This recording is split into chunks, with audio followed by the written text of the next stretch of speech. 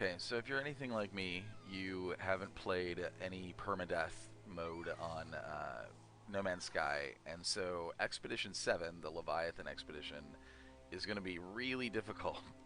And I didn't realize how different the permadeath mode is until I kind of got into this expedition. So permadeath mode, among other things, means that once you die, it pretty much restarts the entire save. It sets you all the way back to the beginning of the expedition, which is pretty scary. Because if you've gotten all the way through all the milestones up until the last phase of the expedition, and then you die, I mean, I'm thinking you get reset all the way back, and I haven't tried that because I don't want to try that. But there is one expedition milestone that requires you to die, and that's a little different, and we'll explain that here in a minute. But permadeath mode is much more difficult, and so I wanted to kind of cover real quick what the differences are because this expedition is the most challenging one yet.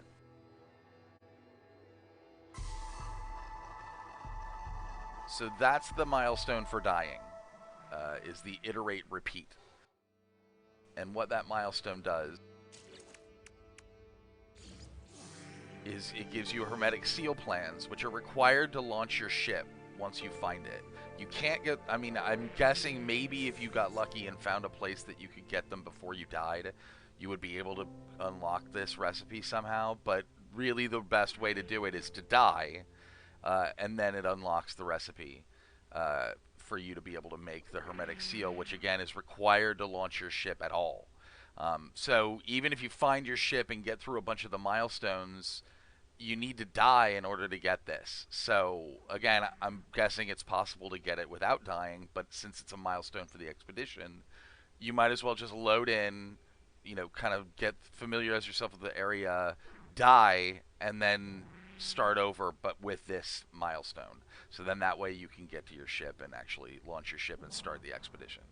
I got through like one or two of the milestones and then got to the ship and realized that you had to die and reset everything. So I'm going to go ahead and die here real quick and show you guys kind of what happens.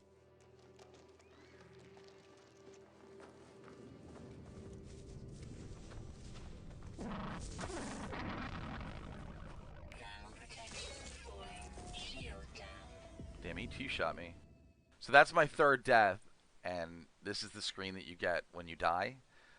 And then after it kind of resets, then you load your save, and you start the expedition all over again, but you get that milestone for phase one of that you have to die, and it unlocks the hermetic seal.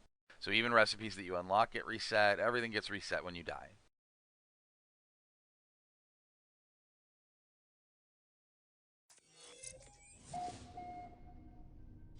And now we're back on this horrible starting planet.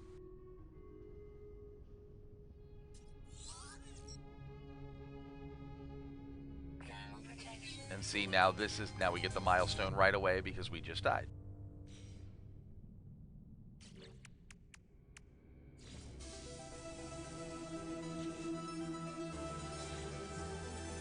So that's what happens when you die. Okay, so according to the No Man's Sky wiki, permadeath mode means all progress is wiped upon death, permanent character death, increased hazards and dangers of survival mode gameplay, while the other modes have 2 save slots, one for autosave. There's only one save slot, which contains your last save regardless of what it is.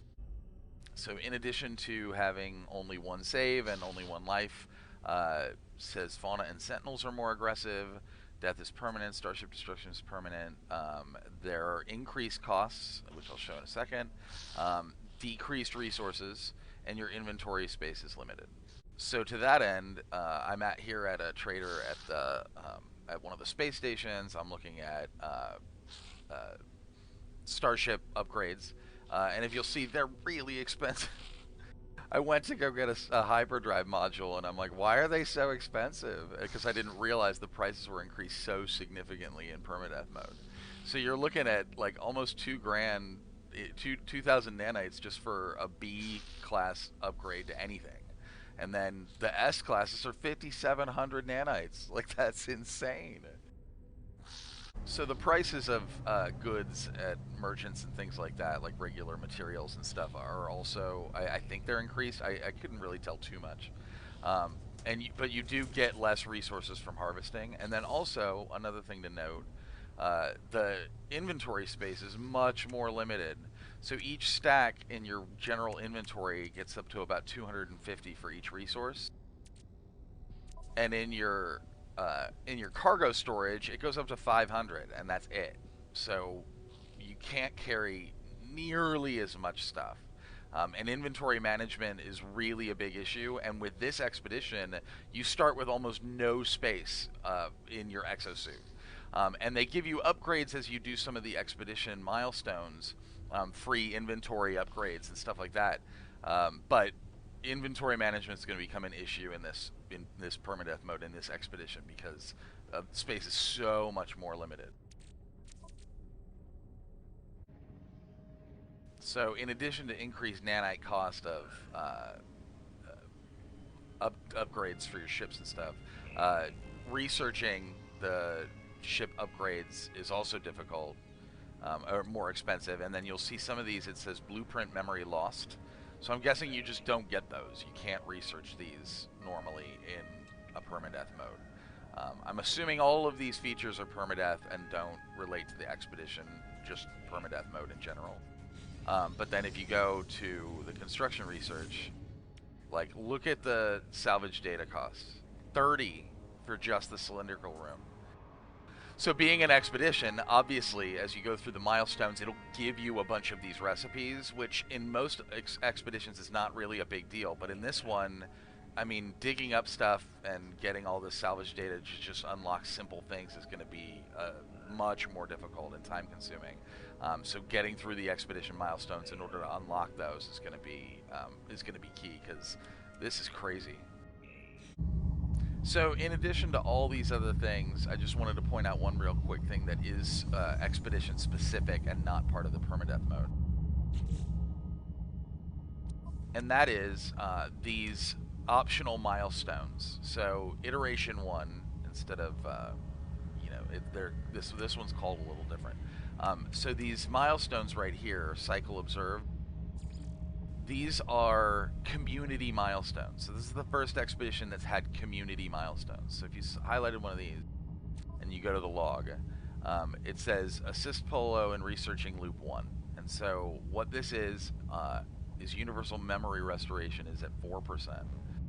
And if you click on this loop progression, that's going to show the loop progression for the community milestones for the whole thing.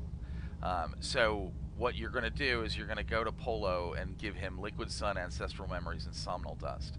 And those aren't ever going to go away. These are going to be persistent through the expedition because everybody's contributing to these.